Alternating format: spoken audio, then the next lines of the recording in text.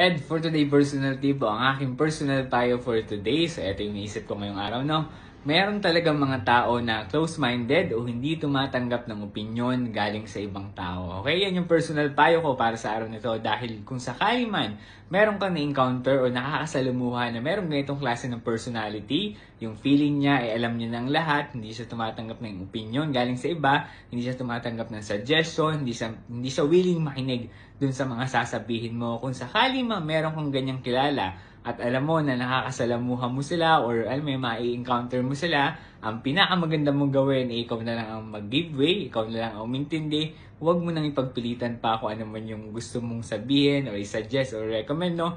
Dahil una sa lahat, hindi ka niyan i-entertain o hindi ka niya papakinggan. Pwedeng pakinggan ka niya pero hindi niya naman iintindihin o hindi niya bibigyang importansya yung sasabihin mo, no, o yung suggestion mo. Kaya kung sakali man na ma-encounter mo sila, ang pinakamaganda mong gawin, ikaw na lang ang mag-giveaway, ikaw na lang ang umiwas, ikaw na lang ang lumayo, ikaw na lang ang umintindi. Huwag mo na ipagpilitan pa kung ano man yung suggestion mo dahil hindi nila tatanggapin yan, okay? Yan lang yung personal payo ko para sa araw na to. Kung nagustuhan mo, baka pwedeng pakilike and share yung video na to.